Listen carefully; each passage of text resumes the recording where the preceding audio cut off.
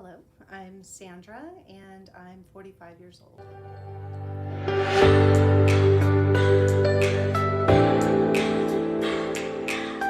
Sandra. Hi, how are you? I'm doing great, thank you. Thanks for meeting with me today.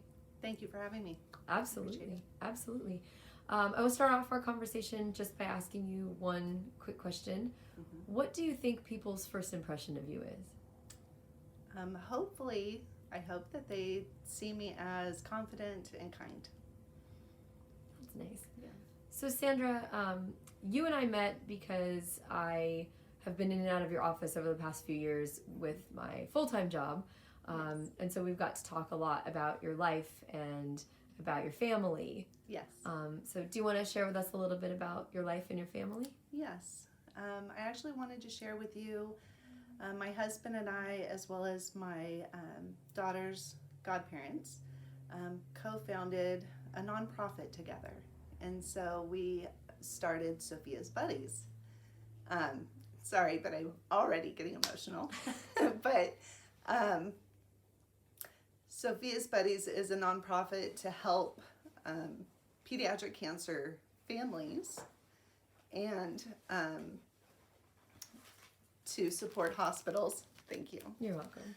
To support children's hospitals that also support the patients while they're going through the treatments that they go through.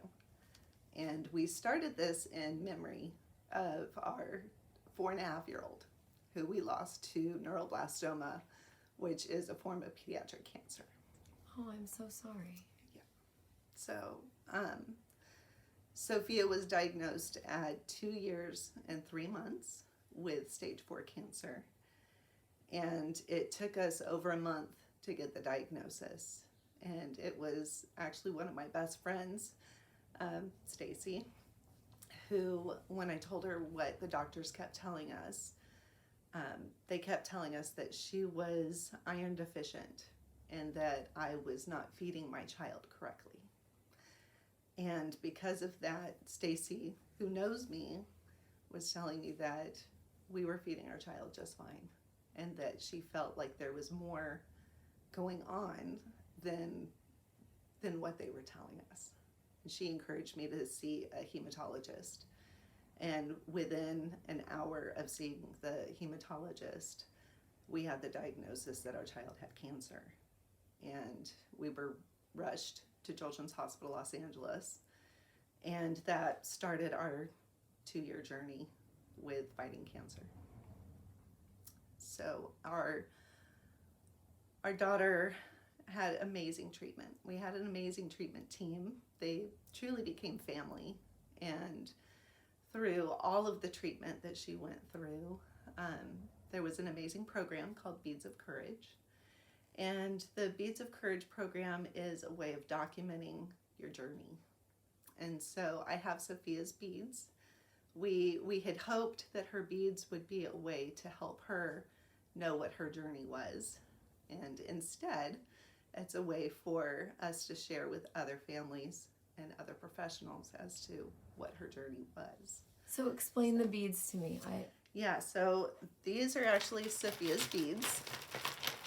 And you'll see there's at least a minimum of 2,000 beads. And each bead represents a treatment. Oh my gosh. So the yellow ones are hospital stays. The black ones are pokes.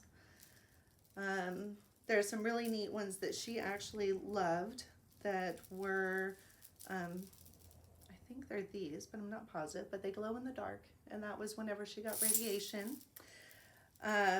She absolutely loved her beads. And they are documented in chronological order as to what she went through. So is it one long strand that you just have wrapped up, or are they different? They are each individual strands as I'm dropping them all over the place, but they are just strands of beads. They're actually quite heavy. And we were actually started in this program at Ventura County Medical Center, which is actually where the hematologist that saw us and gave us the initial diagnosis is at. And so that was the hospital that we would go to and the clinic we would go to whenever we were in between treatments. And we shared our beads with the nurses at Children's Hospital Los Angeles. And we were able to help them get a Beads of Courage program started at Children's Hospital. And so we actually have the first bead that they ever gave out somewhere in this mass of beads, which is the Children's Hospital Los Angeles bead. Hmm. And part of what we hope to do as a foundation, we found out that UCLA Mattel Hospital does not have a Beads of Courage program. And so our goal is to get a program started at their hospital. It's an expensive program, so we will be doing lots of fundraising, but we hope to be able to help fund that.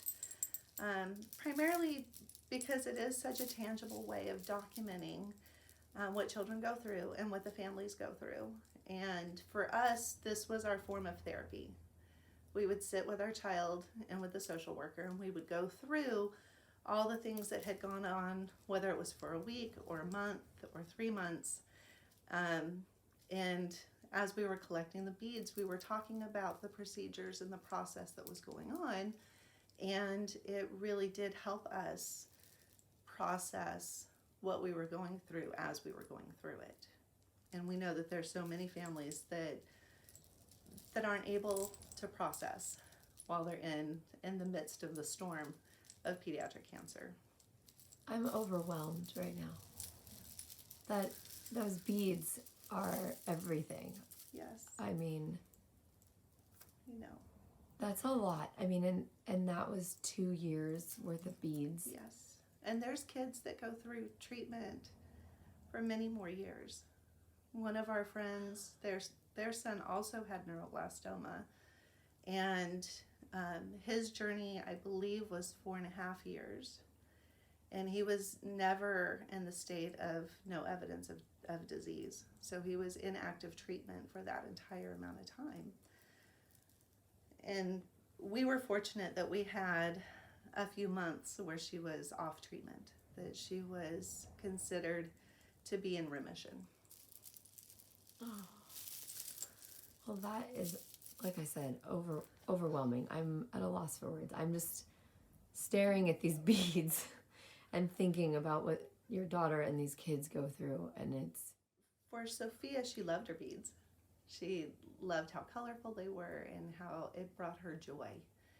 And oftentimes, whenever I talk about the journey that we all went through as a family, I share them because it is such a tangible way to see what she went through.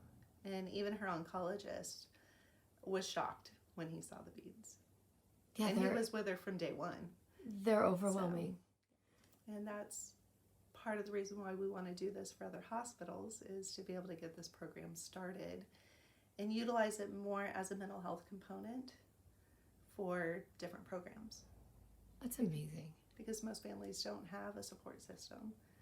And we were grateful that we had a very good support system. But we know that we were very blessed, and not everyone has that. So, do you have other children? We do. We didn't at the time. We also have Chloe, who will be turning 5 shortly. And we share these with her as well. She knows her sister, even though she didn't get to meet her sister. She knows that she has an older sister. That's so sweet. Every year we do a triathlon to raise money for Children's Hospital, and it's the Malibu Triathlon. This year will be my 8th year doing it, and they've been at the event every year that I've done it to cheer me on. And Sophia was able to actually run across the finish line the very first time I did it. And a few days after she ran across the finish line is whenever we got the news that she had relapsed and we were back in the fight again. And the following year for the triathlon, they did a moment of silence to honor her. Oh. So, but since then, our team has grown. The first year I did it, we were a team of 2, and we were Team Sophia. The second year we were a team of 20, and we were Team Sophia. And we went to the organizers for the third year and said we wanted to do something different, and we wanted to compete with the corporate teams. So we wanted to race against Disney and Fox and Nestle and, DreamWorks, all these huge companies. And they allowed us to join as a corporate team. And so we joined as Sophia's Buddies. And we were the first non-corporate team within the corporate division. And that year, I think we had about 90 participants. The following year, we had 150. Last year, we had 125. So it kind of ebbs and flows on the size. But to date, we've raised over $600,000 for pediatric cancer research. That's And amazing. we hope to continue with the fight and helping the hospital that gave us an extra 2 years with our child. And remind us the name of the foundation. It's Sophia's Buddies Foundation. And you have a jersey on the table in front of you. I do. You want to share it with us? Of course. So this is our jersey. We have the children we honor listed as angels and warriors. The warriors are still in the fight, and the angels are no longer with us. Wow. And the front of our jerseys has the child's name that we honor. And so there are jerseys out there that will say Team Sophia, others that say Team Hans, Team Marisa, Team Ethan, Team Valentina. We are a cohesive team of all family and friends of children that have fought cancer. And we continue the fight. Yeah, you're amazing. You're doing amazing things. Thank you. And I'm absolutely blown away because I never knew about the foundation. Yes. Your strength is unbelievable to me. Well, thank you. You're welcome. It's been a journey, and the pain is still there, and it will more than likely forever be there. And I will never be the same person I was before having my daughter. And hopefully that's actually for the better. Hopefully I'm a better person today.